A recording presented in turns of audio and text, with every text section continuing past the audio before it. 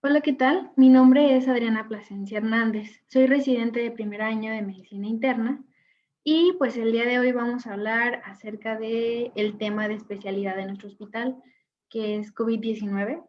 Vamos a hablar acerca de la actualización del abordaje, diagnóstico y tratamiento. ¿Ok? Inicialmente, pues tenemos que empezar por definir qué es una enfermedad respiratoria viral aguda o una ERVA. Podemos considerar que es cualquier persona que en los últimos 10 días haya presentado al menos uno de los signos mayores o síntomas, los cuales serían tos, fiebre, disnea o cefalea. La disnea hay que tomarla como un dato de gravedad y la cefalea puede ser sustituida por irritabilidad en niños menores de 5 años. Esto se tiene que acompañar de algunos de los signos o síntomas menores, los cuales acompañarían mialgias, artralgias, odinofagia, escalofríos, dolor torácico, rignorrea, disgeusia, conjuntivitis. ¿Cuáles son los factores de riesgo que tenemos para presentar un cuadro grave de una ERVA? Primero que nada, pues sería la edad. En las personas adultas, las mayores de 60 años e incluso también en los menores de 5. Personas que estén embarazadas, que sea una enfermedad respiratoria que se presente rápidamente progresiva, las personas que viven en comunidades aisladas, por lo mismo que ya sabemos que tienen un difícil acceso a los servicios de salud, y pues simplemente el hecho de tener una enfermedad crónico-degenerativa que nos va a causar estado de inmunosupresión, por ejemplo, diabetes mellitus, enfermedad renal crónica, obesidad, cardiopatía, CEPOC, hepatopatías, hipertensión arterial, etcétera. Cualquier enfermedad crónico-degenerativa nos aúna un riesgo mayor para que sea una enfermedad viral respiratoria mucho más grave. Estos son los datos de alarma, los cuales siempre les tenemos que mencionar a nuestros pacientes que si presentan unos de ellos, tienen que acudir a hospitalización. Que tenga o presente fiebre de difícil control, a pesar de que se le esté brindando tratamiento, por ejemplo, paracetamol. Que presente crisis convulsivas, deterioro del estado de alerta, vómito o diarrea persistentes, agravamiento de alguna enfermedad crónica que se deteriore, por ejemplo, no sé, una enfermedad cardíaca que ya tenga preexistente o una enfermedad renal, que presente saturación o oximetría de pulso menor de 90 o que ésta reduzca 4% el valor normal que cada quien maneja, que presente dificultad respiratoria, aumento en la frecuencia respiratoria y pues esto ya va a ir variando dependiendo la edad. En medicina interna generalmente pues manejamos el número de más de 20 respiraciones por minuto. Que nuestro paciente presente tiraje intercostal y pues también que presente rechazo a la vía oral. ¿Cómo vamos a hacer el diagnóstico de COVID-19? Tenemos que hacer una inclusión de datos clínicos, radiológicos y también laboratoriales. En este caso, sabemos que pues, para hacer el diagnóstico confirmatorio debemos tomar la prueba PCR de antígeno con un hisopo a nivel de las narinas, llegando pues a nivel traqueal, orofaringio, nasofaringio, para tomar la prueba y pues procesarla por medio de una PCR para que podamos evaluar este. De cualquier manera, la PCR no se debe de tomar como la única base para diagnosticar la enfermedad. Como comentábamos previamente, pues tiene que presentar datos clínicos de lo que es una ERVA, además de imágenes realmente altas sugestivas de enfermedad por COVID. Aquí es lo que se comenta, que el panel no recomienda que utilicemos la prueba serológica como la base única para la infección de COVID. Antes que nada, también debemos de saber que el periodo de incubación para COVID-19 es o tiene un porcentaje de 14 días después de haber estado expuesto al virus, pero pues tiene una media de aproximadamente 4 o 5 días, entonces de ahí debe depender nuestra toma de PCR y otras pruebas. ¿Ok? Entonces, bueno, ¿qué hacemos cuando recibimos a una persona que sospechamos que tiene enfermedad por COVID? Según este algoritmo, pues bueno, Si no cuenta con datos clínicos, pues entonces le debemos de dar el tratamiento según lo que nosotros pensemos que tiene. Pero pues bueno, en determinado caso de que sí cuente con una enfermedad respiratoria viral grave, hay que ver si esta paciente presenta datos de alarma. Si no presenta datos de alarma, entonces debemos brindar un manejo ambulatorio. Se le debe de realizar su prueba diagnóstica, se le va a hacer su PCR y posteriormente vamos a ver si nuestra paciente pertenece a un grupo de riesgo para presentar influenza o complicaciones por ella. Si no presenta, entonces debemos de dar tratamiento sintomático sin dar antibiótico, más medidas preventivas no farmacológicas, las cuales vamos a abordar más adelante. Si sí tiene factor de riesgo para presentar complicaciones por influenza, entonces si estamos en temporal de influenza debemos de dar tratamiento con oseltamivir sin antibiótico, más las medidas preventivas. Lo único que se agrega aquí pues es el oseltamivir. Posteriormente, pues tenemos que darle la vigilancia ambulatoria, brindarle a nuestro paciente los datos de alarma, que ya vimos que si presenta alguno de ellos, entonces debe de acudir a hospitalización. Así como, pues si estamos en temporal, aplicar la vacuna contra la influenza y si le corresponde la del neumococo, pues también. Si nuestro paciente presenta mejoría en 48 horas, pues entonces vamos a continuar con el manejo establecido. Y si no presenta mejoría, entonces pues nos vamos a ir al otro cuadro, cuando ahora sí presenta pues datos de alarma. Si nuestro paciente presenta datos de alarma, entonces debemos de ingresar nuestro paciente e iniciar nuestro tratamiento intrahospitalario, el cual va a conllevar o se conjunta de oxígeno suplementario o oseltamivir, solamente que estemos en la temporada o que tengamos una alta sospecha de esta infección. Vamos a brindar antibióticos dependiendo si pensamos que puede tener un alto riesgo de sobreinfección bacteriana, esteroides a dosis bajas, y ya, pues posteriormente si resulta nuestra prueba PCR negativa, podemos suspender el esteroide y si resulta con COVID positivo, pues entonces hay que continuar con él. Si tenemos un resultado que no esté disponible en las 24 horas, que generalmente es lo que nos pasa con la prueba de PCR, pues entonces debemos continuar con el tratamiento empírico. Si tenemos la prueba de COVID negativa, pues entonces vamos a suspender el esteroide y si es positivo, vamos a continuar con él. Si presenta datos sugestivos de influenza, entonces vamos a continuar con el oseltamivir y si no cuenta con él, pues entonces lo vamos a suspender. Debemos continuar con nuestras medidas preventivas no farmacológicas y pues vacunar en los determinados casos que aplique. Los auxiliares diagnósticos en esta enfermedad, en esta infección, son bastante importantes y nos ayudan mucho a hacer un diagnóstico certero. Generalmente nuestro estudio de primera elección, el que vamos a iniciar siempre con él, pues es una radiografía de tórax, que generalmente puede variar los patrones, pero pues las más comunes son las opacidades multifocales bilaterales. Casi siempre vamos a observar esta imagen en nuestros pacientes COVID positivos, las cuales van a ser bilaterales, periféricas y muchas veces pueden ser multifocales, sin encontrarse en alguna parte del lóbulo realmente dicho. Las anomalías en tomografía también pueden variar bastante, pero pues las más comunes van a ser opacidades de un patrón descrito como patrón de vidrio despulido. También, así como la imagen radiográfica va a ser periférica, bilateral, muchas veces las vamos a encontrar de predominio basal, pero pues puede ser también apical, medial. Y posteriormente vamos a observar áreas de consolidación, que bueno, esto nos va a indicar que nuestro curso clínico ya ha avanzado, que estamos en una enfermedad ya de más tiempo. Tenemos esta gráfica que es el CORRADS. El CORRADS se refiere al COVID-19 Reporting and Data System. Este se refiere o es como vamos a clasificar nuestras imágenes tomográficas. ¿Okay? El CORRAD 0 pues nos habla de una imagen que no se puede interpretar por mala toma o lo que sea.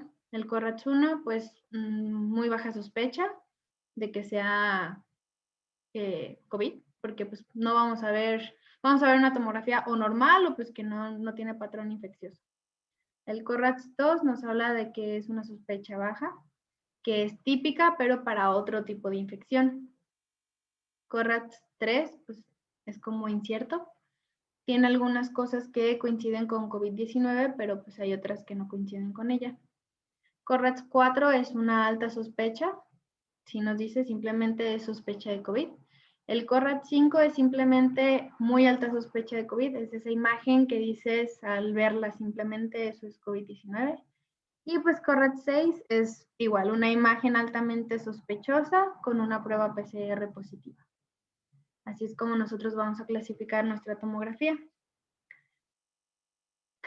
Y pues bueno, si dicen o no saben si realmente afecta, así como vemos en las tomografías, los pulmones, así pasa. Esta es la imagen anatómica, así como la imagen, ahí se me fue el nombre, la imagen histológica, de un corte histológico, lo vamos a encontrar justamente así como vemos el daño imagenológico en radiografía o tomografía. Es un daño totalmente extenso y que pues es difícil de recuperar la función pulmonar posterior a haber presentado infección por COVID. De igual manera, el Instituto Nacional de Enfermedades Respiratorias, bien conocido como el INER, nos da una clasificación imagenológica de distribución diferente para evaluar una tomografía. El INER nos comenta que así es como se clasifica o cómo van a ir avanzando los hallazgos imagenológicos de la infección por COVID. Los primeros 4 días, pues varias personas pueden presentarse con una imagen normal.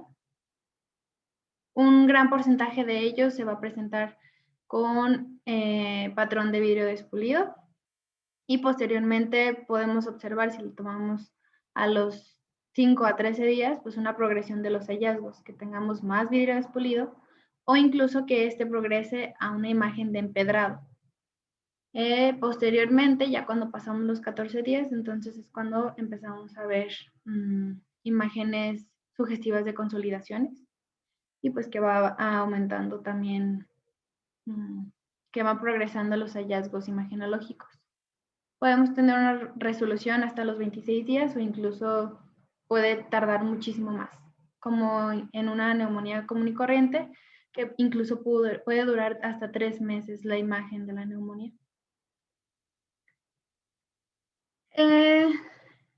Buscando en varios estudios, pues estos son como los hallazgos que más encontramos por medio de una tomografía, que va a tener predominio bilateral, una distribución periférica y que vamos a encontrar las imágenes de vidrio despulido. Es como lo que más son compatibles todos los estudios que hemos encontrado.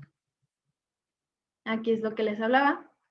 Es el vidrio deslustrado, que nos habla de las etapas iniciales, que es generalmente cuando encontramos a nuestros pacientes COVID al ingresar a nuestro servicio.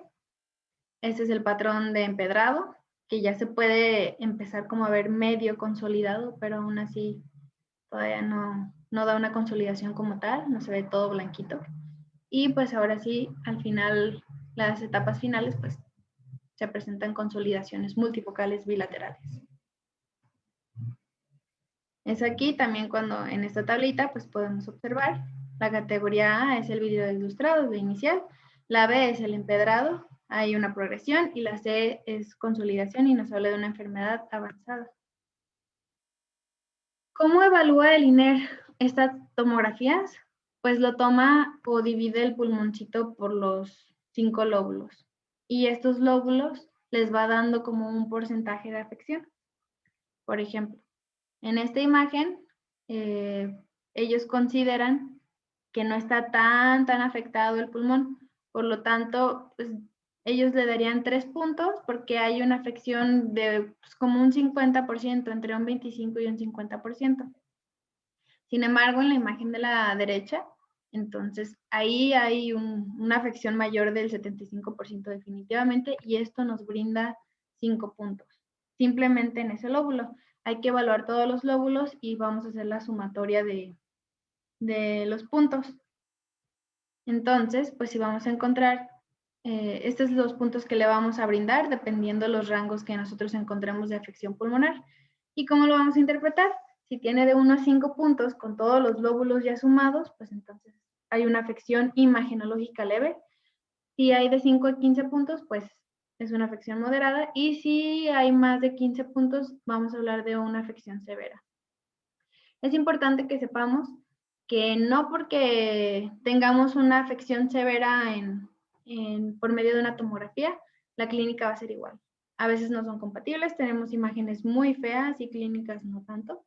Y también tenemos pacientes con clínicas bastante feas y que no tienen una imagen tan grave. Así que pues es más o menos. Ok, con respecto a la prevención y la profilaxis de la infección por SARS-CoV-2, el panel no recomienda el uso de ningún fármaco como profilaxis, ni preexposición ni postexposición. Aquí el panel, que bueno, el panel se conforma por varias organizaciones a nivel mundial que hablan sobre los guías y los tratamientos diagnósticos para el COVID-19 y todos ellos concuerdan en estas guías que no recomiendan el uso de la hidroxicloroquina y ningún medicamento simplemente previo a la exposición del COVID. ¿Qué es lo único y lo que tenemos evidencia hasta ahora que podemos utilizar como prevención para SARS-CoV-2? La vacuna.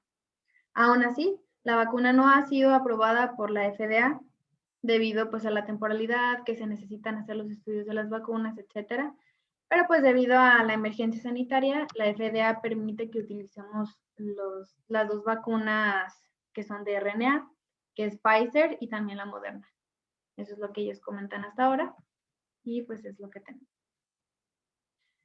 También les comentaba, una profilaxis después de que te expusiste a un paciente que tú conoces que es positivo o altamente sospechoso, el panel no recomienda que utilicemos ningún medicamento, ni hidroxicloroquina ni ninguno otro. ¿Cómo vamos a clasificar en cuestión de la clínica? Pues vamos a clasificarlo por una enfermedad leve, moderada, grave y crítica. La leve, pues es un paciente que nos presentó algún síntoma, por ejemplo, fiebre, tos, dolor de garganta, malestar, cefalea, mialgias, etcétera, pero es muy importante que ninguno de los síntomas que haya presentado sea dificultad para respirar, que no presente disnea y que si le tomas una radiografía, pues esta sea totalmente normal. ¿Ok? Para una enfermedad moderada, se le puede agregar que tiene una evidencia, o sea, podemos evidenciar que tiene una enfermedad de las vías respiratorias inferiores, pero aún así su saturación no va a bajar de 94 al aire ambiente. Es importante saber que en el moderado no baja la saturación. Es hasta la enfermedad grave cuando tenemos un individuo que presenta o una frecuencia respiratoria mayor de 30, una saturación menor de 94 a aire ambiente, una relación PO2 o FiO2 menor de 300, que esto es el índice de Kirby, o simplemente que presente infiltrados pulmonares mayores de un 50% de infiltración. Este ya se considera como una enfermedad grave, que pues si observamos detenidamente, todos nuestros pacientes hospitalizados van a entrar en este rubro a partir de la enfermedad grave a la enfermedad crítica. Entonces no podemos decir que ninguno de nuestros pacientes hospitalizados se encuentra con una enfermedad leve o moderada. Todos van a ser de grave a partir de grave porque la mayoría de ellos presentan la necesidad de oxígeno suplementario. Y por último, pues una enfermedad crítica son personas que ya tienen insuficiencia respiratoria, que progresó a shock séptico o simplemente disfunción orgánica.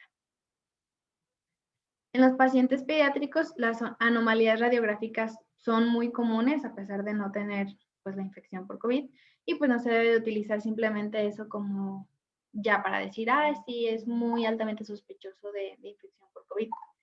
Los valores de frecuencia respiratoria ya sabemos que van cambiando dependiendo de la edad y pues en eso también debemos cambiar un poco los criterios en los niños.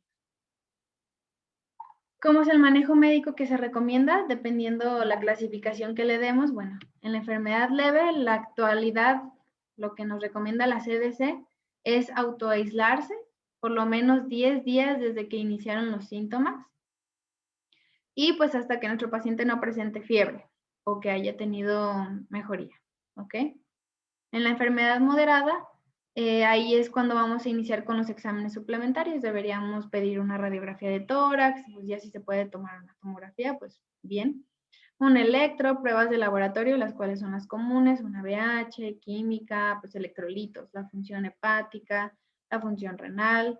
Hay que pedir los medidores de inflamación, así como la PCR, el dímero D, que generalmente están aumentados en nuestros pacientes COVID positivos. Y pues ya, es lo que generalmente se hace. En nuestra enfermedad grave, pues definitivamente tenemos que hospitalizar al paciente. Le vamos a otorgar el oxígeno, que es lo que principalmente le está faltando. Y todo lo demás es igual que en la enfermedad moderada. Vamos a tomar todos los exámenes de laboratorio y vamos a agregar antibiótico-terapia empírica si estamos sospechando de una neumonía adquirida en la comunidad. O pues que también tenemos alto índice de sobreinfección bacteriana dentro del hospital. Y en la enfermedad crítica, en vez de hospitalizar, pues vamos a ingresar a nuestro paciente a la UCI. Vamos a ver si nuestro paciente cumple con criterios para dar oxígeno a alto flujo temprano y pues ya todo lo demás es igual. Hay que hacer todos los exámenes complementarios y pues ir actuando dependiendo de lo que tengamos. El tratamiento sintomático es lo que se debe dar a nuestros pacientes. Paracetamol vía oral. En los adultos vamos a utilizar de 500 miligramos a 1 gramo cada 6 a 8 horas, dando como dosis máxima 4 gramos al día de paracetamol. En los niños pues vamos a utilizar 10 miligramos por kilo de peso cada 6 a 8 horas. Los antihistamínicos no son muy utilizados porque generalmente el COVID no da rinorrea o generalmente el COVID es una enfermedad seca. Pero pues si nuestro paciente presenta síntomas relacionados, podemos utilizarlos, loratadina, etcétera, el que gusten.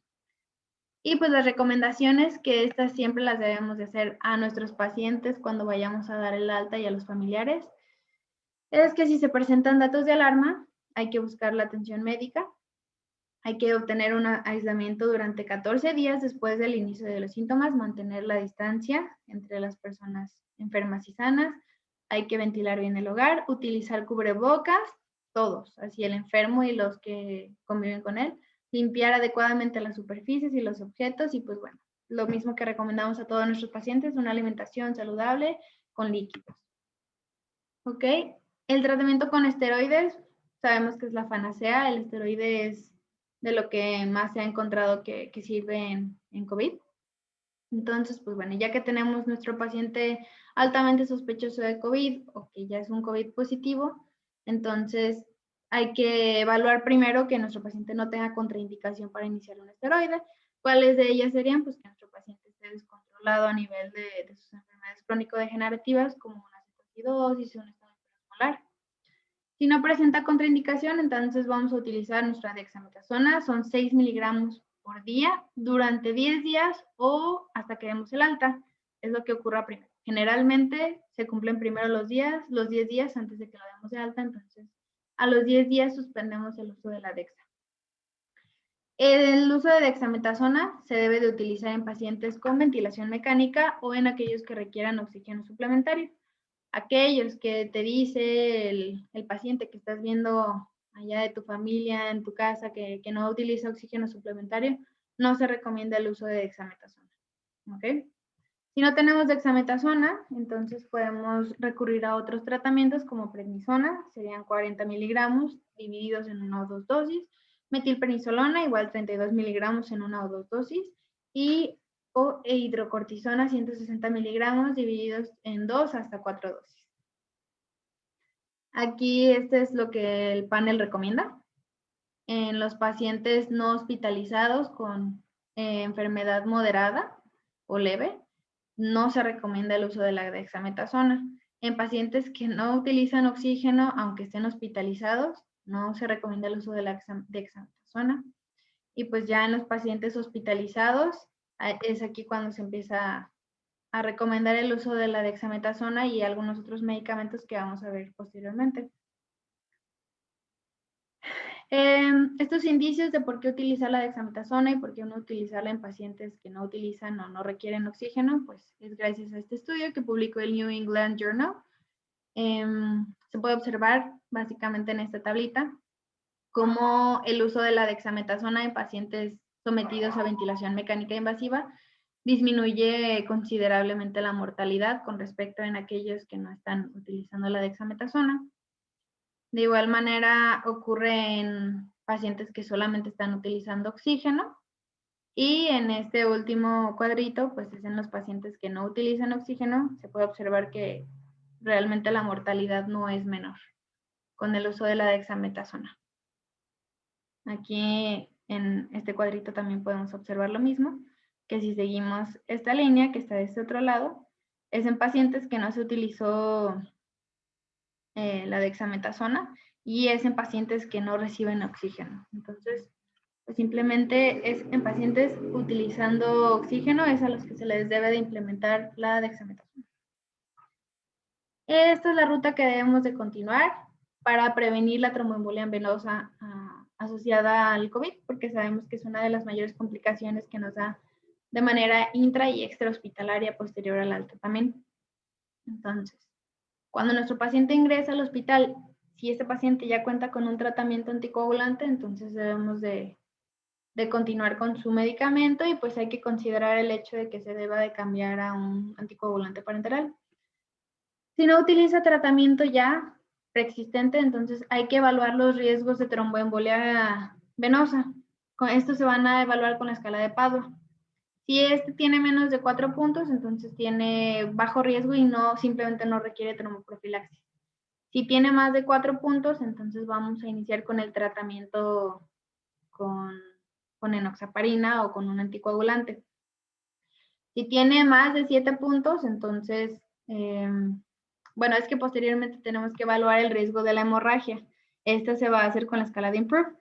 Si tiene pues más de 7 puntos, entonces hay que indicar medidas de compresión o alguna otra cosa que nos prevenga de alguna otra manera, pues que haya alguna tromboembolia o algo por el estilo, porque pues tiene alto riesgo de sangrado. Pero bueno, entonces es cuando debemos continuar. Si nuestro paciente sí cuenta con los puntos necesarios para iniciar con el tratamiento, vamos a iniciarlo.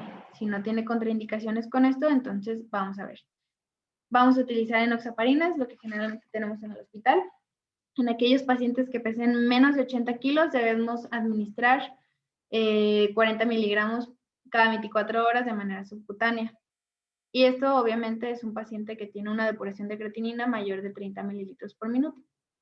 Si tiene una depuración menor a esta, entonces debemos de cambiar el esquema. ¿Ok? Va a ser de 20 miligramos cada 24 horas. Si tenemos un paciente que pesa de 80 a 100 kilos, debemos administrar 60 miligramos cada 24 horas. Y ya si pesa más de 100 kilos, entonces vamos a dar 40 miligramos, pero cada 12 horas. Acá, si son más de 80 kilogramos, entonces debemos de, y tiene una depuración de creatinina menor de 30, pues entonces debemos de administrar 40 miligramos cada 24 horas. Y bueno, estos ya son otros, fondaparinux y heparina, pero nosotros generalmente utilizamos la enoxa. Esta es la escala de Padua, la cual, como comentábamos previamente, si ya tiene más de 4 puntos, entonces es altamente indicativo para iniciar con el tratamiento profiláctico.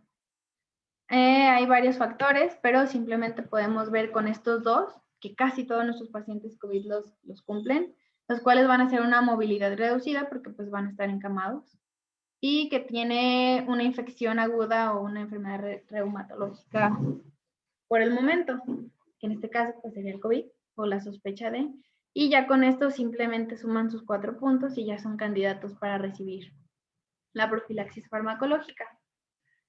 Esta es la escala IMPROVE, que esta pues ya nos habla de si debemos de utilizar o no la enoxaparina, si tiene algún factor de riesgo para sangrar. Hay varios factores también, pues que tenga más de 40 años, ya se le brinda 1.5. Si tiene más de 85 años, nos da 3.5. Que tenga una úlcera gastroduodenal activa es lo que mayor puntaje nos da, 4.5. Y si tiene una falla renal moderada, que tenga un filtrado glomerular entre 30 y 59, pues entonces ya nos brindaría un punto. Debemos hacer la historia clínica completa de nuestro paciente y ver cuántos puntos nos cumple. Si son más de 7, pues entonces tiene un elevado riesgo para presentar una hemorragia y pues simplemente se contraindica la profilaxis. Si tiene menos de 7, pues es bajo el riesgo de hemorragia y pues ya se deben indicar.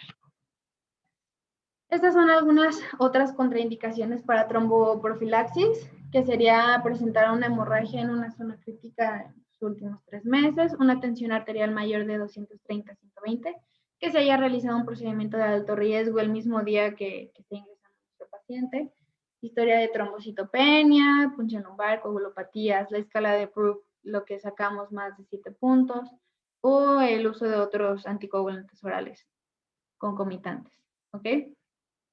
En este estudio nos habla acerca del uso, cómo deberíamos de utilizar nuestra enoxaparina, si es a una dosis profiláctica o a una dosis terapéutica o plena, se le podría llamar. Entonces aquí en este estudio comparan pacientes utilizando ambas dosis y pues se observó que hay un riesgo de mortalidad intrahospitalaria 2.3 veces más alto que en pacientes que reciben la dosis completa de la enoxaparina que en aquellos que reciben la dosis preventiva de anticoagulante. Entonces, pues da por ende de que debemos de utilizar la dosis profiláctica en vez de la dosis plena. De acuerdo a la NIH, pues, ¿qué es lo que nos recomienda para el uso de nosotros también como trabajadores de la salud? Debemos buscar también siempre nuestra protección. Entonces, pues, ¿qué es lo que se recomienda? Que los médicos o el personal de salud que va a realizar algún procedimiento que va a generar aerosoles, entonces debemos de utilizar nuestros respiradores N95 y bueno, ya todo lo demás que sabemos, los guantes, nuestra bata, los lentes, etcétera, todo el equipo, el EPP completo.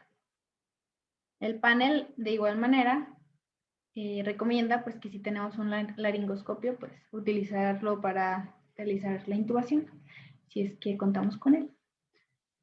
Y pues bueno, el panel recomienda la norepinefrina como el vasopresor de primera opción ante un paciente que esté hemodinámicamente inestable. Para aquellos pacientes COVID-19 que tengan un shock refractario, entonces debemos utilizar terapia con corticosteroide a dosis bajas. En este caso, generalmente usamos hidrocortisona. En este caso, también para el cuidado intensivo de los pacientes con COVID-19, se recomienda, o si el panel recomienda, el uso de la cánula de alto flujo sobre un CPAP, por ejemplo, que es la ventilación por presión positiva no invasiva. Entonces, siempre se elige primero o tiene mayor evidencia que funciona la cánula de alto flujo en vez del CPAP. Tiene pues una recomendación B1, pero nosotros también que estamos dentro del área, definitivamente hemos utilizado la cánula de alto flujo en pacientes y los hemos podido egresar, los hemos podido dar de alta, y en pacientes con los cuales hemos utilizado CPAP, definitivamente tenemos malas experiencias y no han sobrevivido a tal tratamiento. Hay que considerar la posición prona en los pacientes despiertos para mejorar la oxigenación. Aún así, esta no es una medida para evitar intubar a nuestros pacientes. Esto no nos va a prevenir que los intubemos o no. Aún así debemos de recomendarlo pues, para que estén intercalando sus posiciones, y esta posición debe ser por lo menos 16 horas al día. La posición prona en pacientes intubados, esta sí mejora el estadio de nuestro paciente, y hay que considerar pronar nuestros pacientes ventilados de 12 a 16 horas por día. Ya en cuestión de ventilación mecánica, pues se recomienda que utilicemos un volumen tidal de 4 a 8 mililitros por kilo del peso predicho. Esos son algunos de los valores de ventilación mecánica, hay muchos otros, pero pues bueno, esos ya los veremos posteriormente. Existe un artículo del cual les estábamos hablando acerca de la cánula de alto flujo. Se habla aquí de que hay una asociación de que si utilizamos la cánula de alto flujo en un paciente que probablemente no cumplía con los parámetros para ponerle la cánula y que más bien estaba con parámetros para intubarlo, y le pusimos la cánula de alto flujo, entonces esta tiene un incremento de la mortalidad comparado en esos pacientes que iniciamos con ventilación mecánica invasiva inmediatamente. ¿Y cómo vamos a decidir nosotros si podemos o si nuestro paciente es candidato para una cánula de alto flujo? Utilizamos el índice de ROX. ¿Cómo lo obtenemos? Pues es la saturación que nuestro paciente está manejando sobre la FiO2 que nosotros le estamos brindando en decimales.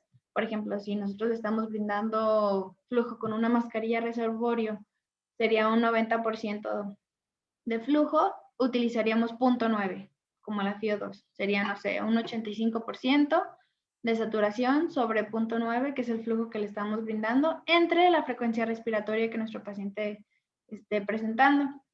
Nuestro valor de corte va a ser 4.8. En pacientes con menor de 4.8 tiene un mayor riesgo de intubación. Si tienen más de 4.8 tienen menor riesgo de intubación y son candidatos a utilizar una cánula de alto flujo, los que tienen menor riesgo de intubación. Si ya tiene el más de 4.8, pues entonces debemos definitivamente proceder a intubar. Y bueno, aquí les dejé una tablita, más o menos para que sepamos los valores que nos aporta de oxígeno o de FiO2 cada dispositivo. La cánula nasal o las puntillas nasales, dependiendo de los litros que le tengamos, pues va desde el 21% aire ambiente hasta 45% a 6 litros.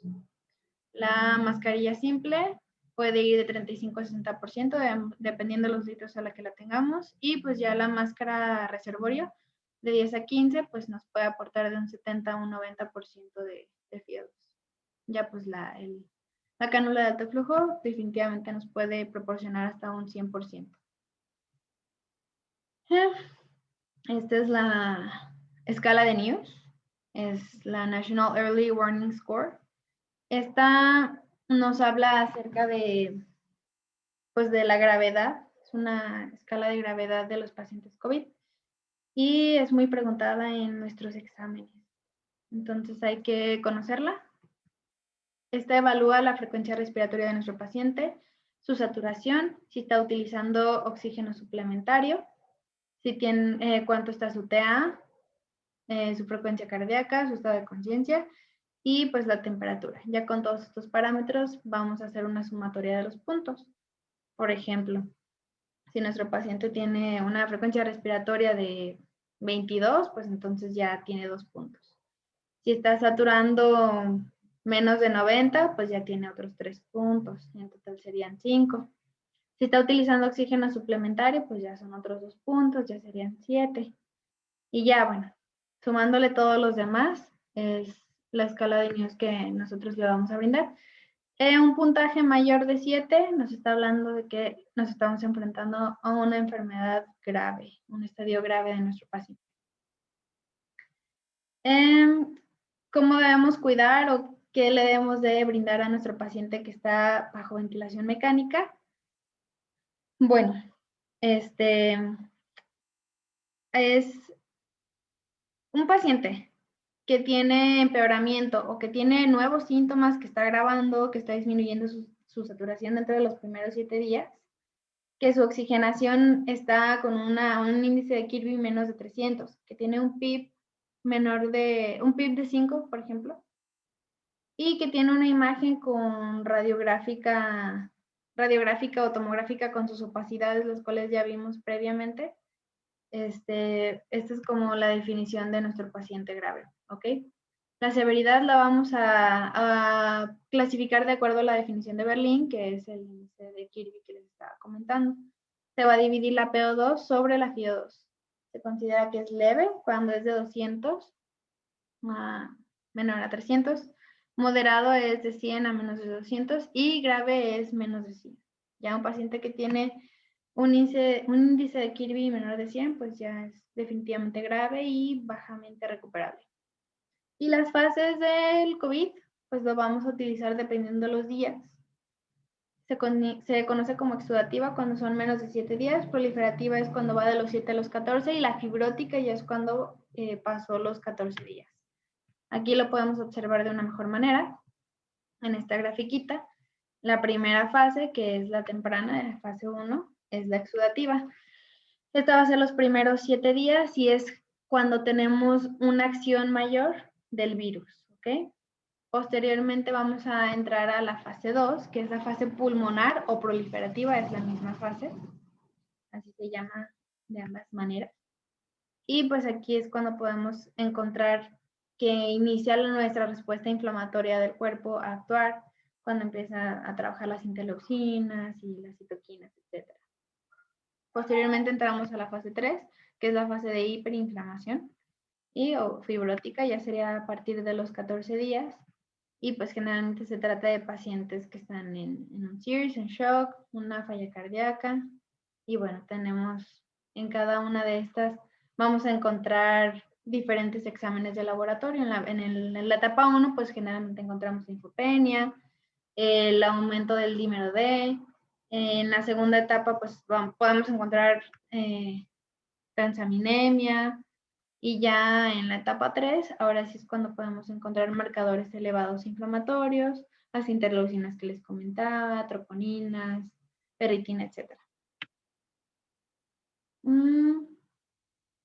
El mismo, bueno, uno de los estudios también que hablábamos es el de Lancet, de los esteroides, los cuales mostraban menor mortalidad a los 60 días en un grupo con un 21% del grupo de la dexametasona. Y pues la P es bastante significativa, por eso encontramos que la dexa es básicamente de los medicamentos que nos dan disminución de la mortalidad o días libres de ventilador al utilizar este.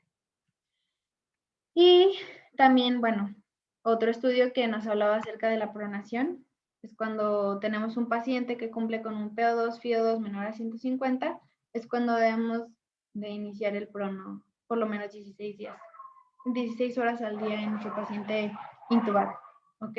Deben ser 4 sesiones, generalmente de 17 horas. Y bueno, también encontramos en el panel, recomienda el remdesivir, tienen que ser 200 miligramos intravenosos un día y ya posteriormente debemos administrar 100 miligramos intravenosos por 4 días. Esto que nos ha dado es la única evidencia A1, que así debe ser la dosificación o la recomendación del remdesivir. Aún así hay mucho que estudiar, no lo pueden recomendar totalmente, pero porque hace falta mucho estudio, pero pues bueno, ha sido como de los medicamentos que han resultado útiles en toda esta panacea de medicamentos. De igual manera, pues todos los demás, hidroxicloroquina y así, pues nos ha encontrado gran hallazgo. Aquí está la tablita del estudio, el reporte final en el cual se observa comparando el remdesivir junto con el placebo, en el cual hay un mejor tiempo en cuestión de la recuperación de los pacientes con COVID en los pacientes que se les dio remdesivir, que es la rayita azul. Y definitivamente pues podemos encontrar que mejoraron en comparación con los de placebo. De igual manera, este es de los últimos estudios que han salido. El Recovery habla acerca del tocilizumab. Y pues bueno, este se ha utilizado en pacientes que que se admiten en la UCI y ha presentado o han demostrado pues una actividad antiinflamatoria reduciendo el riesgo de mortalidad o de mayor tiempo de hospitalización. También aún sigue en estudio, pero pues ya es de los medicamentos que se han ido recomendando poco a poco según nuestras guías. Pasando un poquito al tema de las mujeres embarazadas, ya se conoce, se han hecho varios estudios acerca de ellas, las cuales poseen un mayor riesgo de una enfermedad grave en comparación con mujeres no embarazadas al presentarse con COVID positivo. Esto pues nos da un mayor riesgo de entrar a la UCI y pues de recibir incluso ventilación mecánica. Aún así en la mortalidad no ha habido mucha diferencia, pero pues sí presentan enfermedades más graves en comparación. Todos estos estudios pues es lo que nos han estado arrojando, pero aún así pues el riesgo de infección por influenza H1N1 durante el embarazo pues, es aún más grave según los estudios que hemos encontrado. Si nuestra paciente embarazada cumple con los criterios de hospitalización que ya habíamos comentado previamente, deberíamos de ingresarla en un centro en donde ella va a estar vigilada, así como su feto, pues para que podamos monitorizar el feto, las contracciones uterinas y pues ya para unificar criterios con los ginecólogos y los demás expertos de la salud para decidir cómo va a ser su parto y todo lo demás. De acuerdo a todo lo demás de la fecha del parto, pues la fecha simplemente se debe determinar por razones obstétricas, no por el diagnóstico del COVID. Así, de igual manera, si tenemos nuestra paciente con sospecha o presencia de COVID en el tercer trimestre, es razonable intentar retrasar un poco el parto, pues para que hasta obtener un resultado, ¿no? Y por último, bueno, esto es más que nada como para evitar el contacto con el bebé y evitar su contagio. Aún así sabemos que el diagnóstico del COVID no es una contraindicación para parir.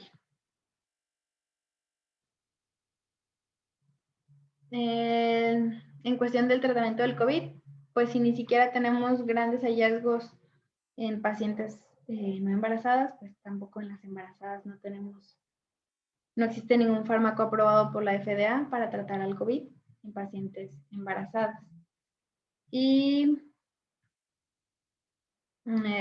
aún así debemos de propiciar la lactancia materna y todo lo demás para nuestras madres, porque pues no, de esa manera no ha habido hallazgos de contagio para nuestros bebés. En la temporada de influenza, es lo que hablábamos, es cuando vamos a dar el oseltamivir. ¿Cuándo comprende esta temporada? Esta va a ser de septiembre a octubre el inicio y pues concluye más o menos en mayo. Así que actualmente estamos en temporada de influenza. ¿Y cómo va a ser la dosis que debemos de brindar a nuestros pacientes? Pues esta va a ser nuestra dosis pediátrica, dependiendo las edades y kilos. Ya cuando son pacientes mayores de 40 kilos, podemos brindar nuestra dosis habitual de 75 miligramos. En los adultos son 75 miligramos cada 12 horas por 5 días, simplemente 5 días. Si nuestro paciente pues está críticamente enfermo, podemos considerar extender un poquito el tratamiento, pero eso ya va a ser de manera individual. Y pues ya si es un paciente renal, vamos a considerar la tasa de filtrado glomerular que nuestro paciente tiene para saber cuánta dosis le vamos a dar. Si tiene de 31 a 60, pues entonces debemos de dar 30 miligramos cada dosis. Y si este ya es menor, de 10 a 30, pues entonces deben ser 30, pero cada 24. Y ya. Si está en hemodiálisis o en diálisis peritoneal, entonces definitivamente no debemos exceder los 5 días del tratamiento. Como tal, ¿qué es lo que debemos de dar nosotros como un manejo empírico intrahospitalario? Debemos de dar el esteroide, que es la dexametasona, la tromboprofilaxis o anticoagulación y el oseltamivir en la temporada de influenza. Ya todo lo demás, pues lo vamos a ir agregando dependiendo nuestros criterios. Pues si nuestro paciente es hipertenso y se presenta con cifras descontroladas, le debemos de agregar su tratamiento. Muchas veces utilizamos insulina, metformina, todo lo demás, porque hay un gran descontrol glucémico. Es muy, muy común que utilicemos altas dosis de insulina, mismas que previamente no usaban en casa. Estas son las medidas preventivas no farmacológicas, que, bueno, generalmente son las que damos a nuestros pacientes cuando vamos a dar de alta. Que tengan un cuarto individual, que eviten el contacto directo, o sea, la sana distancia de 1.5 a 2 metros, que tenga precauciones con todo lo demás, con sus familiares, que utilice la mascarilla, si pueden utilizar bata, incluso pues protección ocular, pues bueno, mejor. Hay que desinfectarse y lavarse las manos con frecuencia, hay que hacer la etiqueta respiratoria si es que nuestro paciente va a estornudar, evitar tocarse la cara, la limpieza y la desinfección de las superficies con solución clorada, y pues bueno, ya todo lo demás.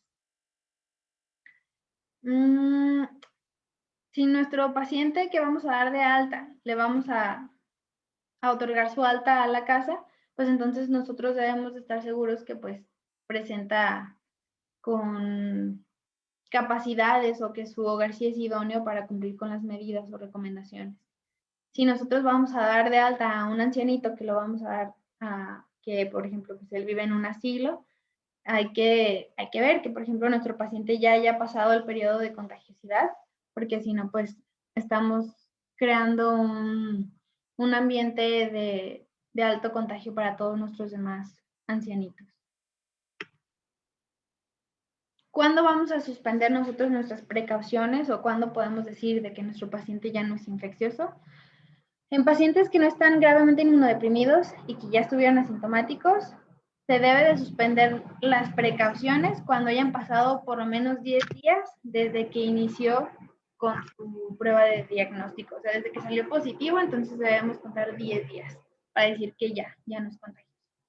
En pacientes que presentaron enfermedad leve a moderada, estos debemos de coincidir que por lo menos hayan pasado 10 días desde que iniciaron los primeros síntomas. Así, desde que tu paciente te dice que inició con cefalea, con dolor estomacal o lo que sea, son 10 días a partir de ahí. Que ya hayan pasado 24 horas desde la última vez que nuestro paciente tuvo fiebre y que no le hemos estado dando medicamento paracetamol y que los síntomas ya hayan mejorado. Cualquier síntoma que nuestro paciente haya mencionado, deben de haber remitido totalmente y es ahí cuando podemos decir que nuestro paciente hay que suspenderle sus precauciones, o sea, nuestro paciente ya no es infectocontagioso. Y pues pacientes que tuvieron una enfermedad grave o crítica, que son los que tenemos intrahospitalariamente, o que tienen una inmunodepresión grave, pues entonces en esos pacientes debemos considerarlos de 10, incluso hasta 20 días desde que aparecieron los síntomas. Y ya haya pasado igual las 24 horas en que haya tomado paracetamol y que ya no tenga fiebre, ya los síntomas hayan mejorado y pues hay que considerar su envío con un experto, un infectólogo. Estos son algunos de los síntomas que nuestros pacientes pueden seguir experimentando después de que ya fueron dados de alta, según un estudio del Recovery. Aquí podemos encontrar que muchos estudios o muchas personas reportan posteriormente dolores de cabeza, cambios en la visión, pérdida de la audición, o sea que continúan con pérdida del gusto del olfato por meses, muchos meses, que tienen anorexia, tienen mialgias aún así, y algunos pacientes con ansiedad, con cuestiones tromboembólicas, etc. Por último, este es nuestro algoritmo diagnóstico para nosotros como personal sanitario de la salud. Y pues bueno, esto es lo que debemos continuar con nosotros. Si nosotros presentamos alguno de los síntomas que nosotros creamos que somos aptos para tener una prueba PCR, pues entonces se nos debe de tomar la muestra. Si nuestro resultado fue negativo, entonces debemos de reanudar nuestros labores hasta al momento de cumplir 72 horas que no hayamos tenido fiebre, sin el uso de algún antipirético. Y pues bueno, ahora hay que reforzar nuestras medidas con nuestro equipo de protección. Y bueno, si nuestro resultado fue positivo, entonces hay que retornar a nuestras labores al cumplir 10 días, ¿ok? Si salimos positivos, se nos dan 10 días para iniciar otra vez con nuestras labores, que no hayamos tenido fiebre en las últimas 72 horas, sin tratamiento antipirético, reforzar las medidas y en nuestro caso no es necesario que se utilice una segunda prueba para ver si ya salimos positivos o negativos. Y pues de mi parte sería todo. Espero que sea entendible y fácil de digerir este tema, que es básicamente lo que vamos a estar viendo a lo largo de este año también. Así que cualquier duda, estoy a sus órdenes y pues mucho gusto.